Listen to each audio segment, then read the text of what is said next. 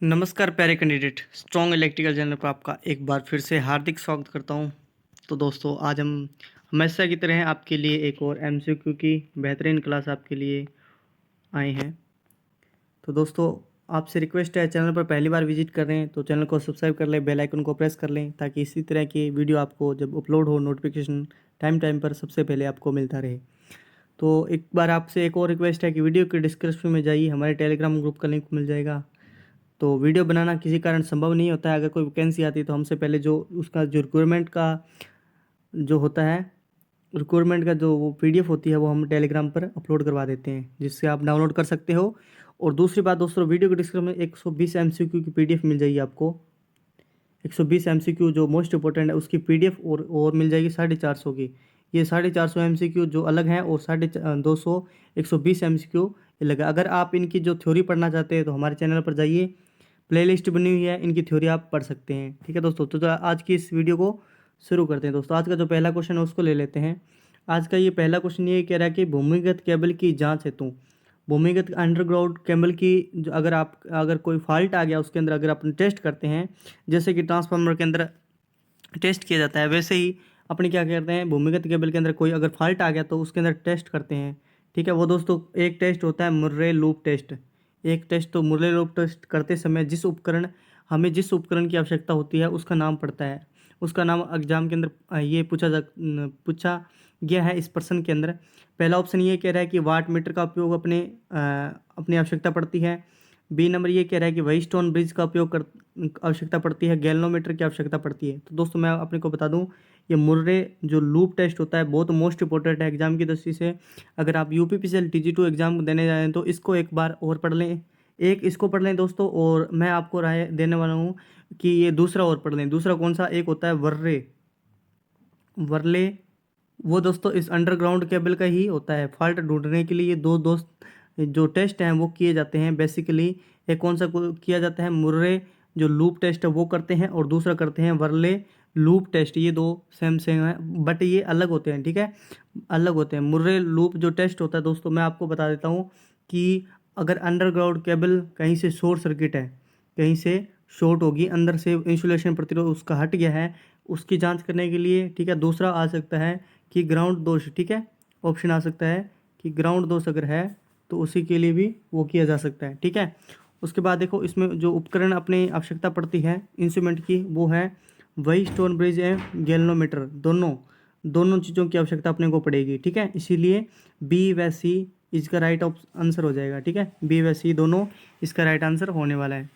तो दोस्तों, question number 2 की तरफ जाते हैं। आई होप आपको ये पसंद आया होगा। अगर वीडियो अच्छी लगे तो प्लीज़ लाइक जरूर कर दें यार। ये देखो बहुत अच्छा क्वेश्चन है आज का। ये क्वेश्चन ये कह रहा है कि दो तारों का साइज क्रमशः 8.23 mm व 0.19 mm है। यहाँ तक ये क्वेश्चन कह रहा है कि दो तारें हैं जिसका साइज है क्रमशः, एक है 8.23 mm और दूसरी तार है उसका साइज है 0.19 mm।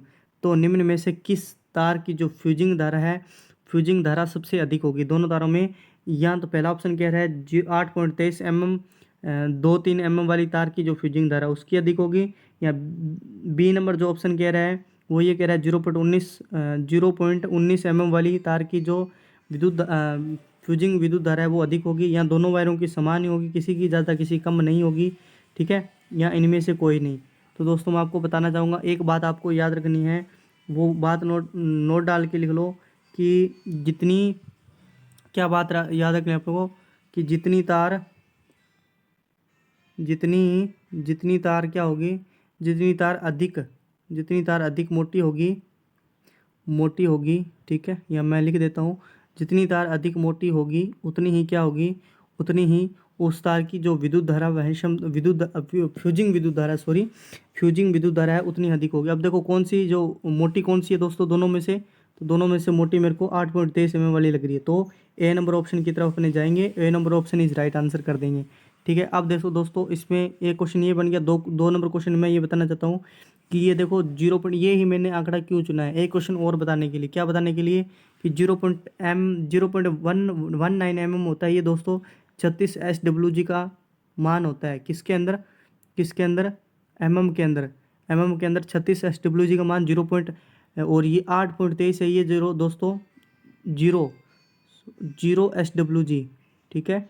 0 SWG का मान कितना होता है?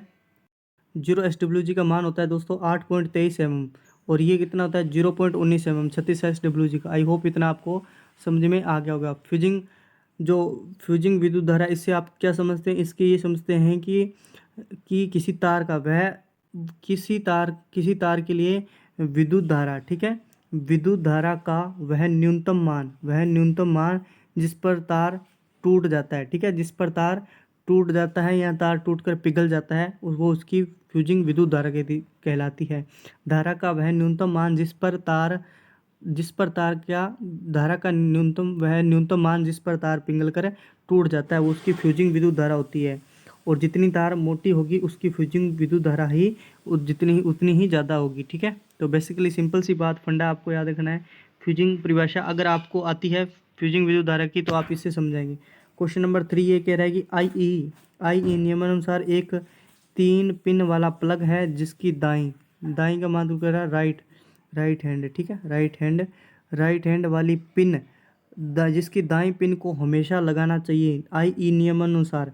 देखो तीन प्लग वाला आपने स्विच देखा होगा ना? नहीं देखा आपने? बेसिकली आपने घर पे देखा होगा कि ये मान लो कोई 3 पिन है, ये इसका बड़ा होता है, जो अर्थ के लिए होता है वो बड़ा होता है, और ये एक होता है, और ये जिसको ये टर्मिनल होते हैं ये पित्तल के बनाए जाते हैं दोस्तों। ये क्वेश्चन यहाँ से बन गया, किसके बनते हैं? पित्तल के बनाए जाते हैं।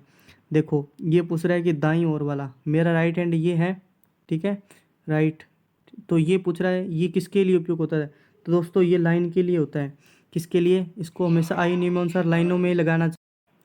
तो दोस्तों ये जो पिन होती है, ये वाली पिन राइट यानी दाईं पूछ रहा है, तो ये हमेशा आई नियम के अनुसार अपन लाइन में लगानी चाहिए, ठीक है, फेज में लगानी चाहिए।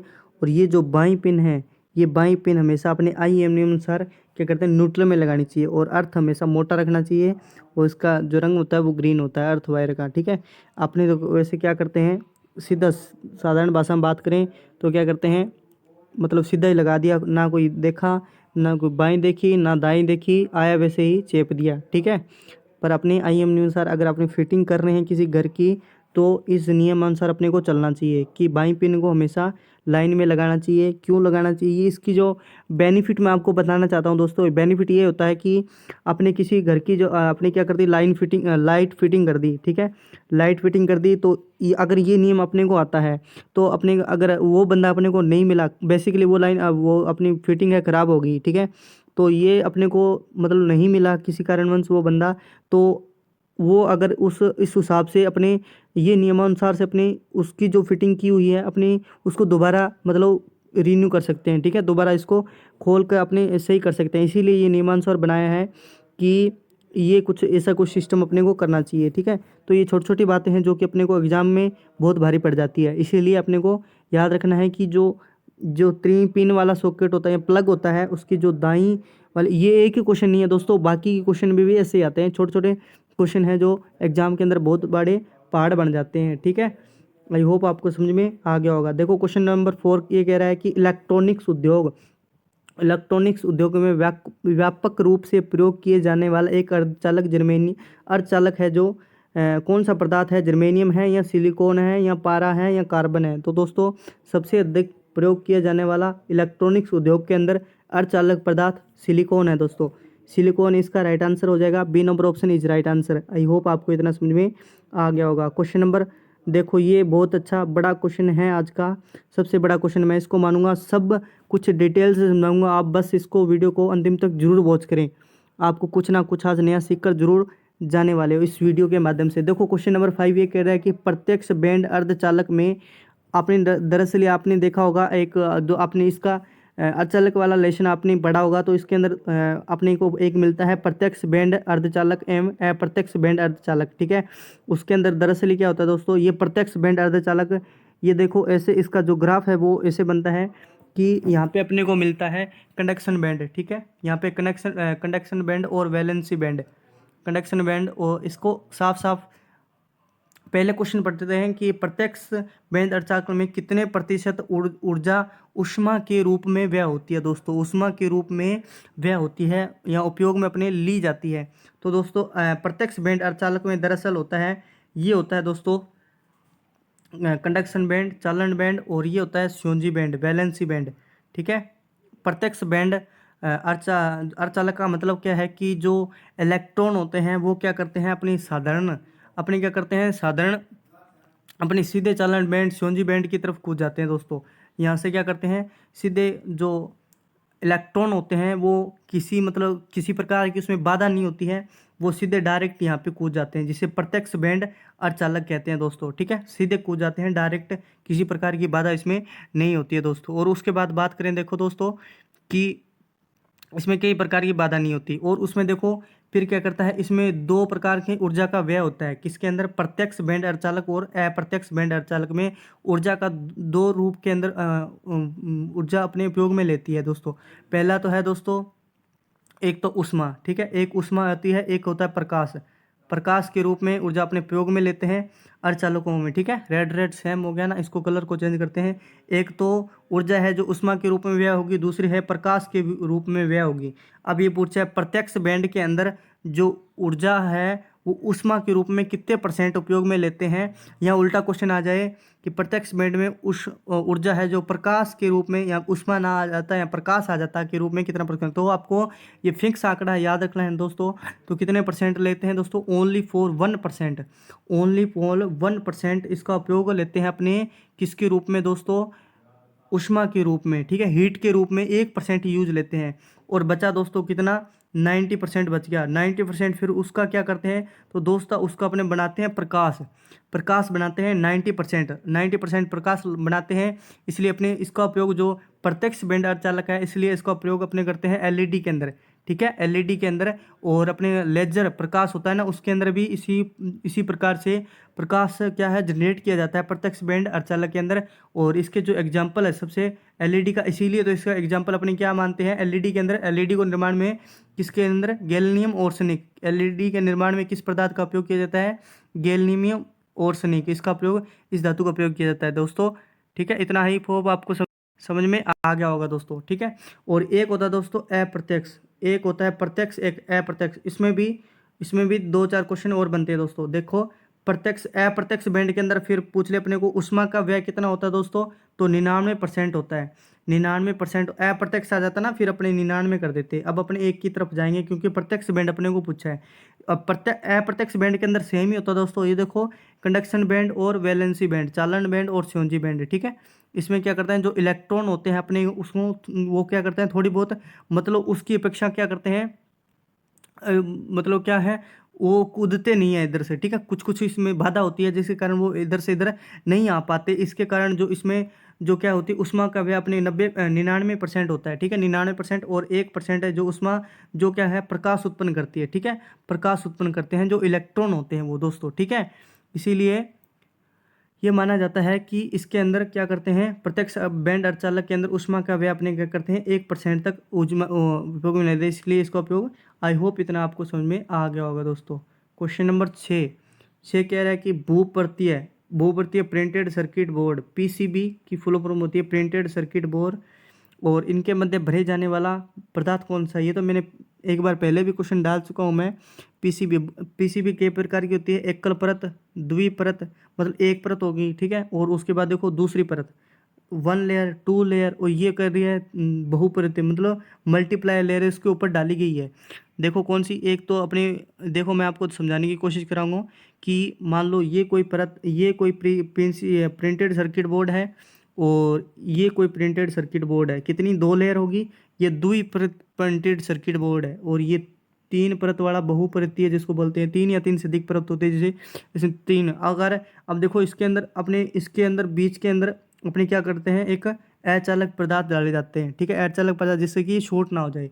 तो उस अचालक पदार्थ का नाम है प्रीमप्रेग नामक का एक पदार्थ आता है जिसे अर्धचालक कहा जाता है। वो इन पीसीबी के मध्य डाला जाता है जाकि प्रिंटेड सर्किट बोर्ड शॉर्ट ना हो जाए। ठीक है, और इसके निर्माण कार्य के लिए एक विधि आती है जो कि एग्जाम के अंदर से दृष्टि से पूछी जाती है। ठीक है, इसकी जो निर्माण करते हैं कौन सी विधि से किया जाता है दोस्तों, एक मोस्ट इंपॉर्टेंट है, प्लेटेड, लिख लेना कहीं, प्लेटेड थ्रू होल। ठीक है, थ्रू होल नामक विधि से इसका निर्माण किया जाता है। प्लेटेड थ्रू होल विधि से इस बहुपरतीय प्रिंटेड सर्किट बोर्ड, बहुपरतीय multi layer printed circuit board का जो अपने निर्माण करते हैं वो प्लेट्स थ्रू होल्स की विधि के उपयोग किया जाता है। ठीक है, अब देखो मान लो एकल परत आ गई, एकल परत प्रिंटेड सर्किट बोर्ड है उसका और लिख लो दोस्तों। मेरे को अभी याद आ गया, मैं आपको बता देना चाहता हूँ कि एकल परत प्रिंटेड सर्किट बोर्ड होता है, इसका निर्माण करते हैं कौन सी विधि से दोस्तों, आ चुका है एग्जाम के अंदर, डाई कट।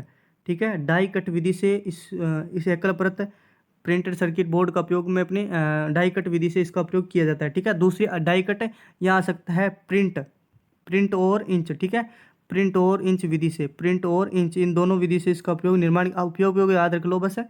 और मतलब विधि नाम लिख लो, इतना अपने को डीपली एग्जाम में नहीं पूछता है। ठीक है, वो एक बार पूछ लिया था तभी मैं बता रहा हूँ। द्विपरितीय, द्विपरितीय की बात करें तो दोस्तों वही आ जाएगा। इसी का निर्माण उसके लिए भी होता है plates through hole, plates through hole विधि का भी जो विधि है वो ही इसी निर्माण में लगती है।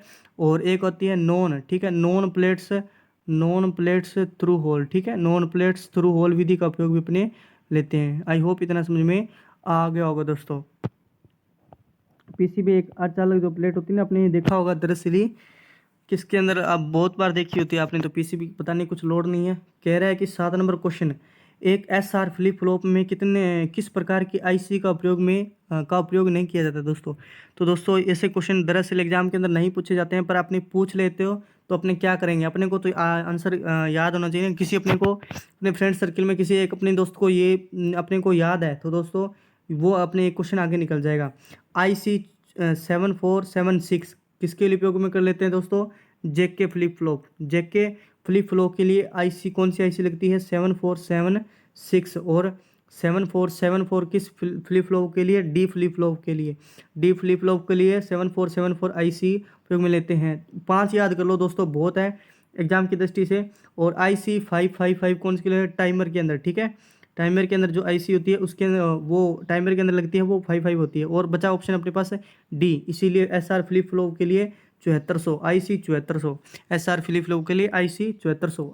आईसी के बारे में अपने बात याद कर लेते हैं, किसकी आईसी के बारे में दोस्तों। आईसी की बहुत बड़ी एक थ्योरी मैं आपको बताने जा रहा हूँ। आईसी होता है इंटीग्रेटेड सर्किट, जिसको बोलते हैं एकीकृत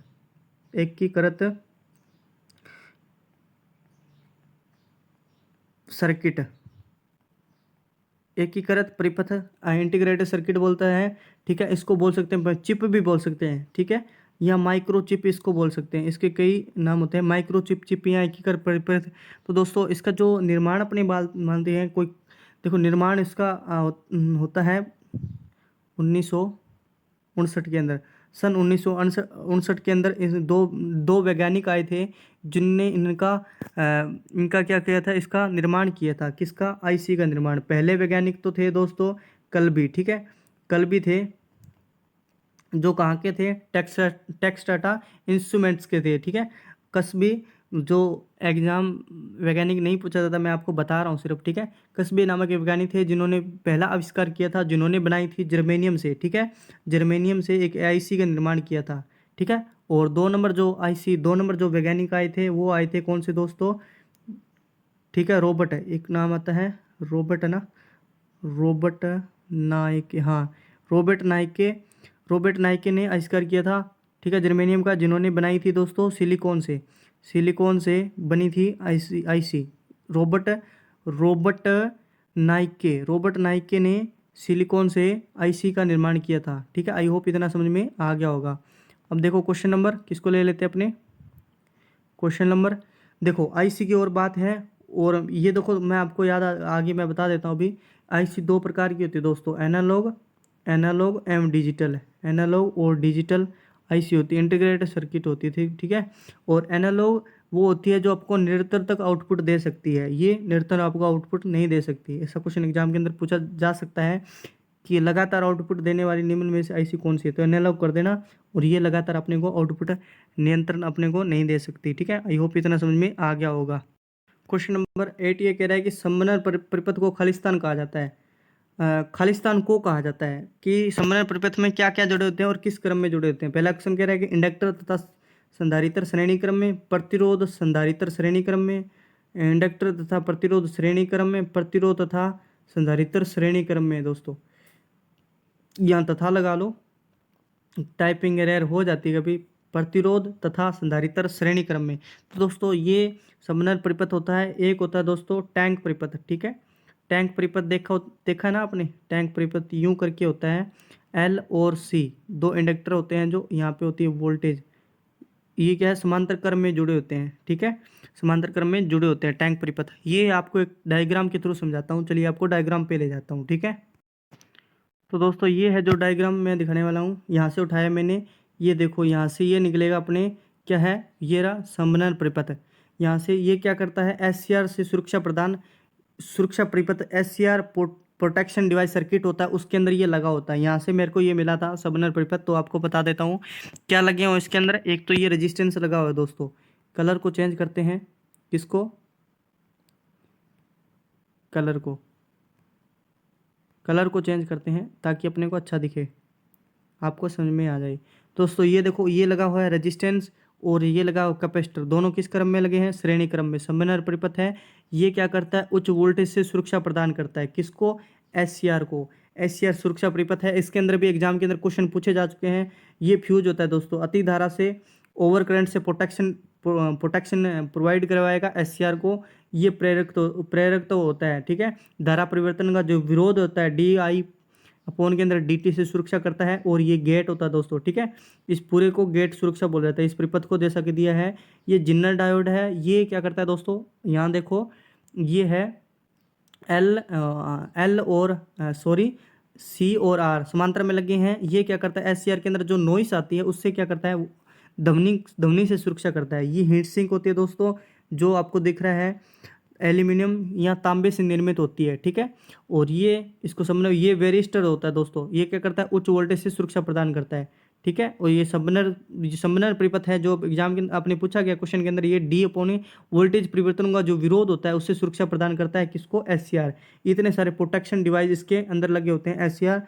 ये आपको अगर इसमें से क्वेश्चन आए तो आप आसानी से हल कर सकते हैं। एक बार इसका स्क्रीनशॉट आप ले लीजिएगा ताकि आपको अच्छे से समझ में आ जाए। आप ले लीजिएगा स्क्रीनशॉट। ये हिंट सिंक याद रख लेना, एग्जाम के अंदर पूछी भी जा चुकी है। ये क्या करती है, हिंट सिंक क्या करती है दोस्तों, ये क्या करती है, इसको ठंडा रखने का काम करती है। एससीआर को एल्यूमिनियम या तांबे से निर्मित होती है, लिख लेना कहीं, आपको याद हो जाएगा। तो चलिए दोस्तों क्वेश्चन पे चलते हैं। तो आ गए अपने क्वेश्चन पे, देख लो, संधारित्र एवं जो प्रतिरोध होता है वो कहाँ कहाँ लगा हुआ था, श्रेणी क्रम में लगा हुआ था, इसलिए B number option is right answer हो जाएगा दोस्तों।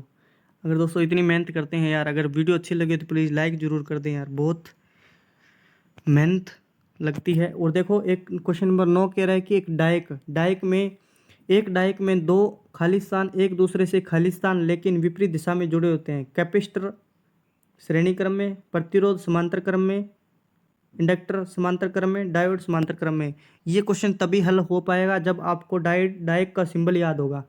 डायक का सिंबल याद होगा दोस्तों। डायक का सिंबल मैं आपको बता देता हूँ।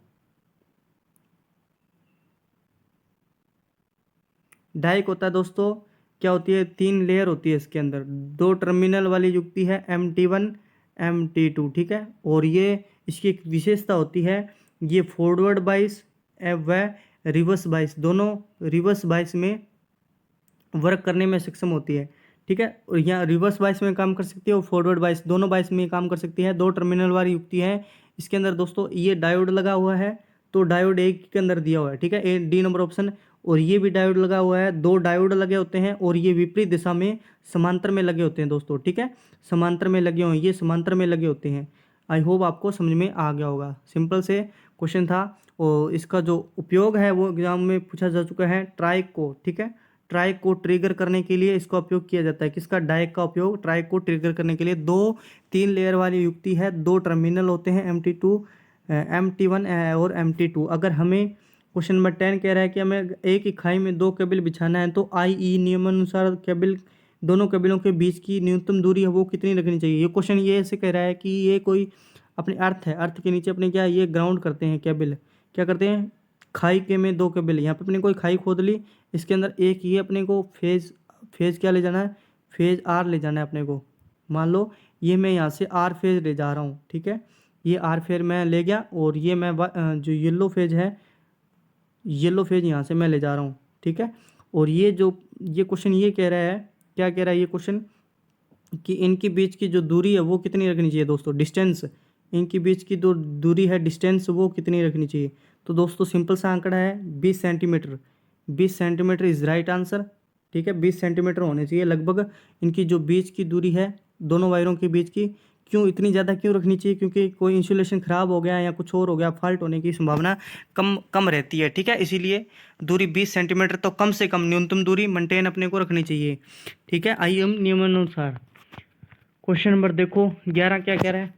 क्वेश्चन नंबर 11 ये कह रहा है कि चुंबक का गुण निम्नलिखित गुण निम्नलिखित में से कौन सा नहीं है। देखो कौन सा नहीं है ये अपने को ज्ञात करना है। बड़ा क्वेश्चन है थोड़ा, लिख दो। बड़ा क्वेश्चन क्या कह रहा है, ऑप्शन क्या कह रहे हैं। ऑप्शन ये कह रहे हैं कि यह लोहे को और मिश्र धातु को आकर्षित करता है। ये तो है। कह रहा है कि समान ध्रुव एक दूसरे को प्रतिकर्षित करते हैं तथा असमान ध्रुव एक को आकर्षित कर लें, ये भी है। चुंबक को जब खंडों में तोड़ा जाता है तब प्रत्येक खंड स्वतंत्र रूप से कार्य नहीं करता। ठीक है, ये नहीं है, ये नहीं है। C number option is right answer. D number option पर जाने की कोई जरूरत नहीं है। C number option right answer. D number option देख लेते हैं थोड़ा बहुत। हाथों से तोड़ने पर, गर्म करने पर, ऊंचाई से गिराने पर चुंबक के गुण समाप्त हो जाते हैं, सही है। देखो मैंने कितने क्वेश्चन बता दिए, 1 2 और 3 क्वेश्चन, 4 क्वेश्चन इस ऑप्शन में से सही और गलत में से बहुत सारे क्वेश्चन बनते हैं। इसलिए एग्जामिनर क्या करता है, अपने को उलझाने की कोशिश करता है। ये आपको फिक्स आंकड़ा है, याद रखना पड़ेगा दोस्तों कि चुंबकीय उत्तरी ध्रुव में नीति मतलब डिप का कोण कितना होना चाहिए, 90 डिग्री होना चाहिए दोस्तों।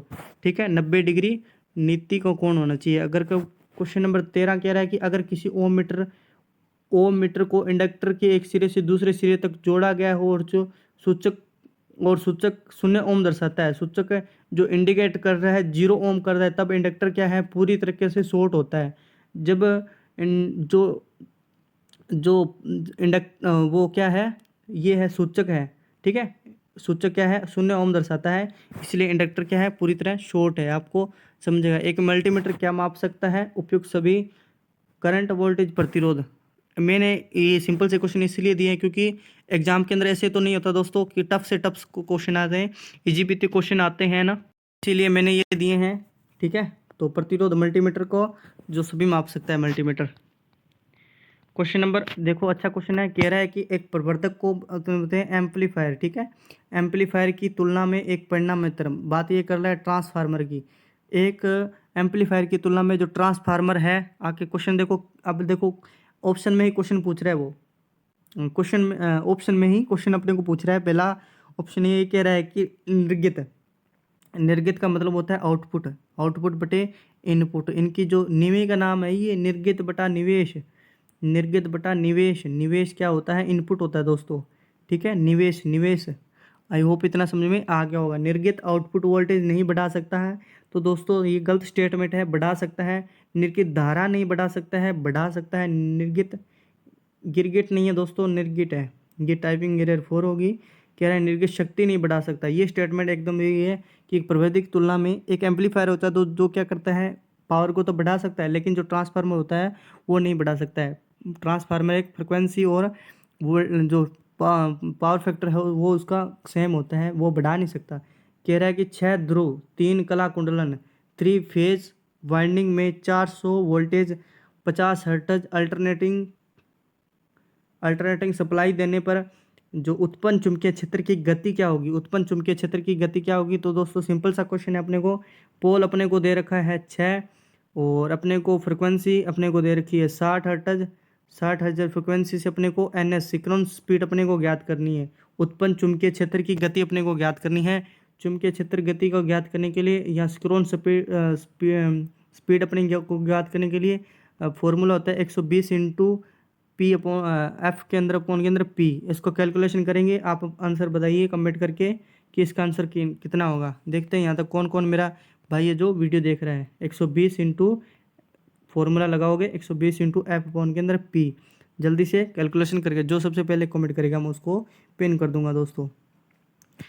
कह रहा है यदि एक एकल फेज 240 वोल्ट 48 इंच छत के पंखे को 120 वोल्ट सप्लाई पर प्रचालित किया जाए तो क्या होगा, वह नहीं चलेगा।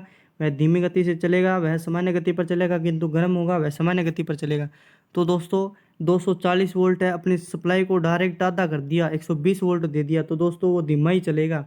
ठीक है, सामान्य गति पर क्यों चलेगा? गर्म नहीं, वह नहीं चलेगा, चलेगा तो सही, लेकिन वो उसकी स्पीड है पहले की अपेक्षा क्या हो जाएगी? कम हो जाएगी। B number option is right answer कर देंगे। सिंपल सा क्वेश्चन है कि एक जंक्शन पर मिलने वाली धारा का बीजगणितीय योग हमेशा शून्य होता है। यह नियम किरचॉफ का धारा नियम है जो आवेश संरक्षण के सिद्धांत पर कार्य करता है। ठीक है, आने वाली धारा हमेशा जाने वाली धारा के योग के बराबर होती है। किरचॉफ का धारा नियम यही कहता है, या दूसरी इसकी परिभाषा ये होती है। ये देखो, इसमें 4 क्वेश्चन मैं आपको बताना चाहूँगा। 4 क्या, बहुत सारे क्वेश्चन इसके अंदर दे दिए कि कार्बन प्रतिरोध होता है, उसकी अधिकतम जो वाट क्षमता 2 वाट होती है। ये एक क्वेश्चन यहाँ से बन गया। ठीक है, ये क्वेश्चन यहाँ से ये कह रहा है कि कार्बन जो प्रतिरोधक होता है उसकी अधिकतम वाट रेटिंग 2 वाट होती है, तथा इसकी टॉलरेंस तक होती है। टॉलरेंस कितनी होती है? तो दोस्तों टॉलरेंस आपको याद रखनी पड़ेगी, ±20% होती है कार्बन की। इसमें दरअसल 4 होते हैं। पहला होता है दोस्तों मेटल वाला, कौन सा? मेटल फिल्म प्रतिरोध। मेटल फिल्म प्रतिरोध की जो वाट रेटिंग होती है वो 1 वाट की होती है दोस्तों, 1 वाट की होती है। ठीक है, 1 वाट की। और इसकी जो टॉलरेंस है, टॉलरेंस, ये छोटा क्वेश्चन है, इसका एग्जाम के अंदर आ सकता है, टॉलरेंस जरूर पढ़ के जाइएगा।